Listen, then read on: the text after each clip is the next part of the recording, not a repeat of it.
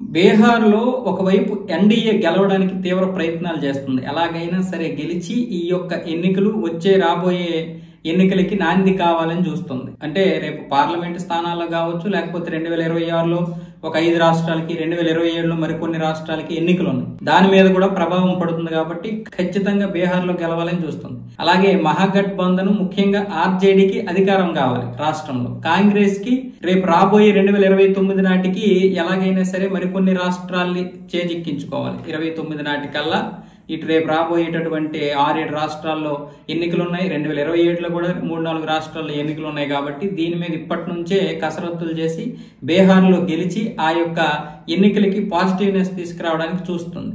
మధ్యలో ఇప్పుడు బీహార్లో జనసురాజ్ పార్టీ వచ్చింది. జనసురాజ్ పార్టీ మధ్యలో మేము వచ్చాం, అది అన్ని స్థానాల్లో కూడా పోటీ చేయడం, పైగా ఈ యొక్క 2 కూటములకి ప్రత్యామ్నాయం మా పార్టీ అని ప్రశాంత్ కిషోర్ చెబుతూ వచ్చాడు. ఇప్పుడేమొచ్చేసి మాకు వస్తే 150 స్థానాలు వస్తాయి, లేదనుకుంటే 10 స్థానాల కంటే తక్కువే రావచ్చు కూడా అని చెప్తున్నాడు.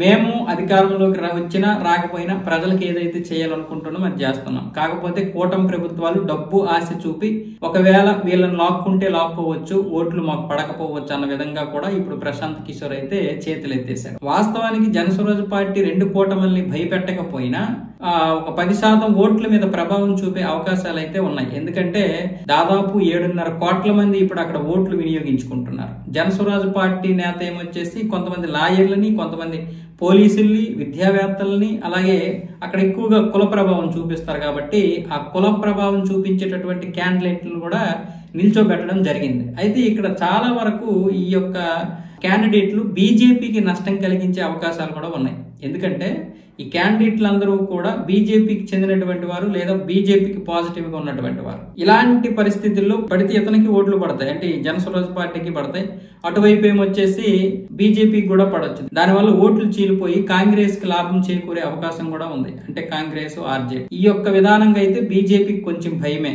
జనసురాజ్ అంటే. కాకపోతే ఇప్పుడు ప్రశాంత్ కిషోర్ పూర్తిగా చేతులు ఎత్తేసాడు, అంటే ప్రభావం చూపే అవకాశాలు అయితే లేనట్లు కనిపిస్తుంది అక్కడ.